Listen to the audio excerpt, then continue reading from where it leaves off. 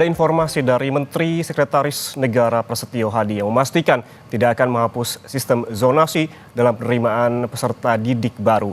Meski demikian, konsep baru PPDB akan dibahas usai Presiden Prabowo pulang dari lawatan dari India dan juga Malaysia. Prasetyo Hadi membocorkan sistem PPDB terbaru akan mengombinasikan sistem zonasi dan juga konsep baru. Nantinya sistem PPDB akan diputuskan dalam rapat terbatas atau ratas bersama Presiden Prabowo Subianto. Sebelumnya, Presiden Prabowo menyerahkan penyusunan konsep PPDB ke Mensesnek Prasetyo Hadi. Menteri Pendidikan Dasar dan Menengah Abdul Muti nantikan hasil penyusunan dari Mensesnek. Kombinasi lah, kita cari yang terbaik karena masing-masing sistemnya ada kelebihannya, ada kekurangannya. Pekan ini ya akan diputuskan. Menunggu Bapak Presiden pulang dulu baru kita nanti akan rataskan. Ya kan begini kan sebuah keputusan karena itu menyangkut banyak hal, banyak sektor, tentunya kita ingin mengambil keputusan yang benar-benar itu bisa diterapkan dengan lebih baik daripada sistem yang sebelumnya, kira-kira begitu. Sebelumnya, Menteri Pendidikan Dasar dan Menengah meminta publik menunggu keputusan Presiden Prabowo Subianto atas skema baru penerimaan peserta didik baru atau PPDB. Namun ia enggan merinci bentuk perubahan yang akan dilakukan. Dalam minggu-minggu ini dalam waktu dekat, karena sekarang kan sekolah-sekolah sudah banyak yang buka spanduk di mana-mana kan.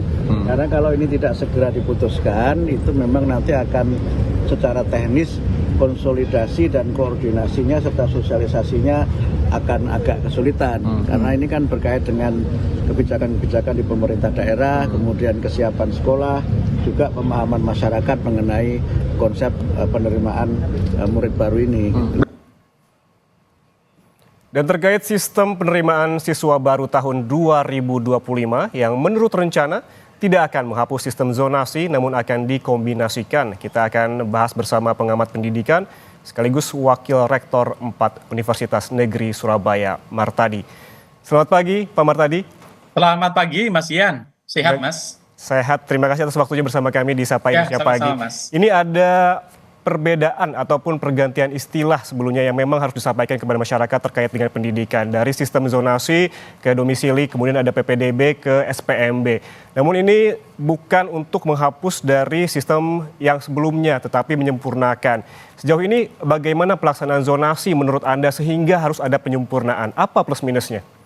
Ya, Mas Ian. Jadi satu ya, upaya pemerintah untuk menyempurnakan PPDB zonasi perlu kita apresiasi karena ini kan satu bentuk mendengar keluhan gitu ya dan memperbaiki sistem yang sekarang sudah berlangsung dan setiap tahun ya bahkan hampir 10 tahun terakhir selalu menyisakan persoalan di beberapa daerah ya sehingga mau tidak mau memang harus ada upaya untuk memperbaiki.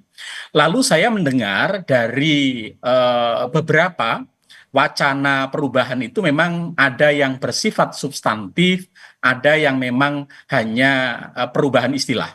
Misalnya dari PPDB menjadi SPMB, ini hanya terkait istilah tetapi substansinya sama. Kemudian yang substansi menurut saya adalah menggeser dari zonasi ke domisili. Karena problem yang sekarang muncul kita alami di lapangan adalah seringkali ketika zonasi itu titiknya adalah sekolah. Maka kemudian beberapa orang tua berkecenderungan untuk melakukan manipulasi ya kakak agar bisa diterima. Nah kalau domisili itu titik lokusnya adalah rumah. Maka kemudian nanti mana sekolah yang terdekat dari rumah itulah yang kemudian berpotensi atau berpeluang untuk bisa dimasuki oleh anak. Baik, Pak Martadi berarti artinya yang harus dijelaskan, yang paling mendasar yang harus dijelaskan kepada siswa dan juga orang tua siswa terkait dengan perpindahan dari zonasi ke domisili ini.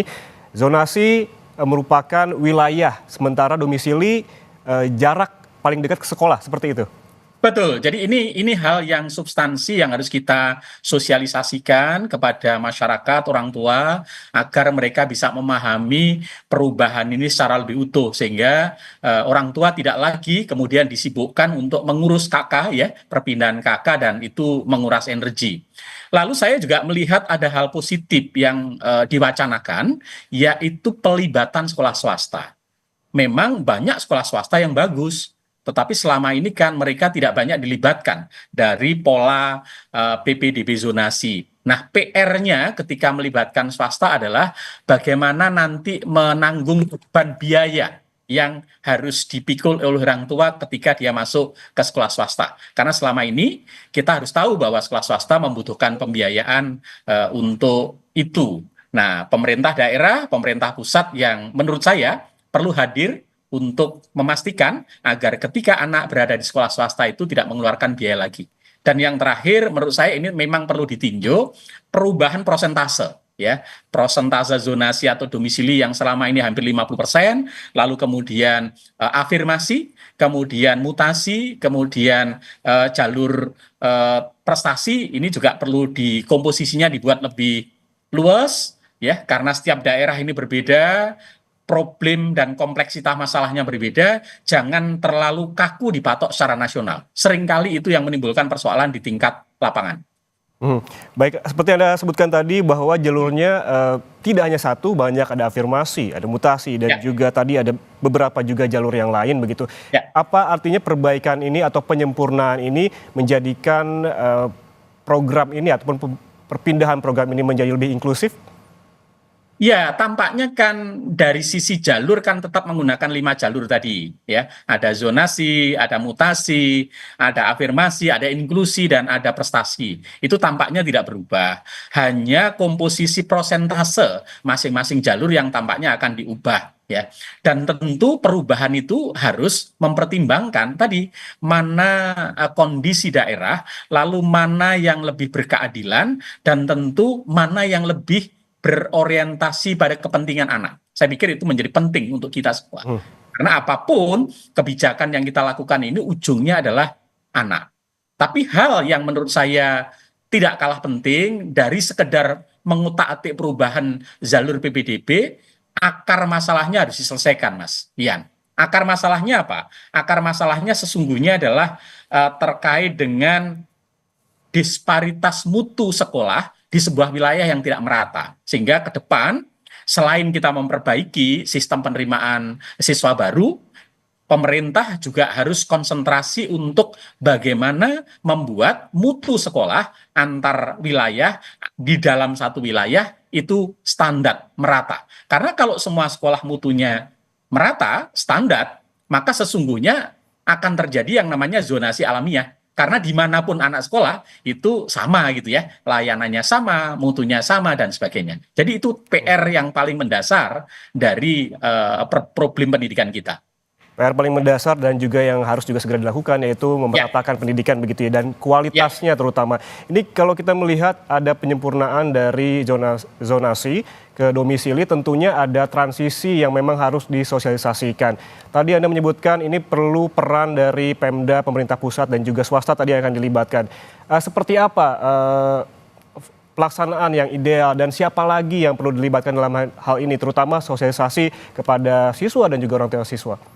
Ya, tentu kan waktunya sudah mepet ya. Sekarang kan sudah masuk bulan Februari, kemudian dalam 2 bulan ke depan kita disibukkan oleh puasa, dan ini harus segera diputuskan ya di akhir Januari ini. Lalu kemudian konsepnya segera dimatangkan, lalu kemudian segera sosialisasi. Pertama yang paling penting adalah di daerah. Karena biasanya di daerah akan kemudian menurunkan kebijakan itu dalam sistem penerimaan PPDB di masing-masing wilayahnya.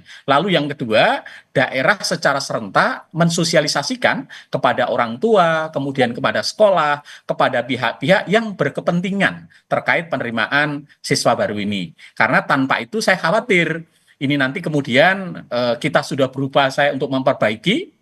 Kemudian karena waktunya sosialisasi yang begitu terbatas, orang tua tidak menangkap secara utuh, lalu justru menjadi persoalan baru, ya, carut marut lagi tentang PPDB di 2025 ini. Baik. Itu yang kita hindari. Ya, Pak Mar, tadi seperti disebutkan bahwa salah satu niat dan juga tujuan perpindahan dari zonasi ke domisili adalah agar tidak ada lagi praktik-praktik menumpang kartu keluarga begitu, karena memang jarak yang ingin di satu wilayah tersebut. Kemudian dengan adanya domisili ini, apakah memang ada jaminan tidak ada praktik yang sama atau sebetulnya masih ada potensi hal tersebut? Ya sesungguhnya potensi kecil ya, kecil. Karena kan dasarnya pada anak, karena tidak relevan lagi kita harus mengubah KK karena toh dasarnya bukan penentuan KK tapi domisili.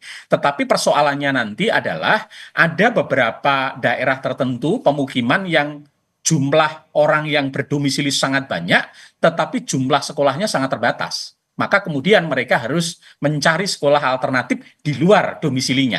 Dan itu bisa saja menjadi agak jauh gitu ya. Karena memang antara domisili dengan keberadaan sekolah seringkali tidak merata. Ya, tidak merata. Ini menjadi PR kita. Sehingga ke depan pemerintah perlu melakukan mapping sekolah, school mapping ya.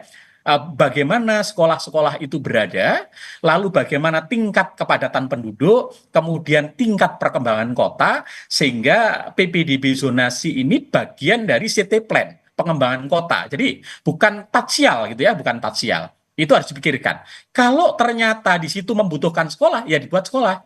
Sekolah ini maknanya bisa sekolah negeri, bisa sekolah swasta, tetapi harus ada sekolah untuk bisa melayani ya jumlah penduduk yang ada di wilayah domisili itu. Lalu yang kedua juga perlu dipikirkan, perlu ada kapasitasi. Membatasi tidak cukup, membatasi input saja tidak cukup untuk meningkatkan mutu, tapi harus ada kapasitasi. Sehingga di satu sisi kita membatasi anak untuk proses penerimaan siswa baru, tapi di sisi lain kapasitasi sekolah, kapasitasi guru, kapasitasi manajemen, sarana itu penting. Sehingga perlahan sekolah-sekolah ini akan mutunya meningkat, sehingga disparitas mutu antar sekolah dalam wilayah itu berkurang, dan pada ujungnya semua sekolah dalam satu wilayah relatif mutunya sama, dan akhirnya orang tua akan terbangun kesadaran baru bahwa zonasi alamiah akan terjadi.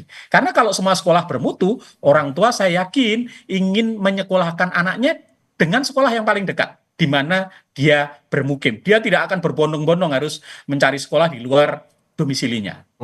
Saya kira itu Mas Ian. Baik, ini terkait dengan pemerataan pendidikan yang menjadi PR besarnya, tentunya tadi seperti disebutkan bahwa sarana prasarana juga tetap mendukung, yang juga digarisbawahi, yang patut juga diperhatikan, ini Pak Mar tadi terkait dengan penggunaan teknologi, apalagi di era digital ini, penerimaan dilakukan secara digital agar ruang transparansinya juga semakin luas, begitu.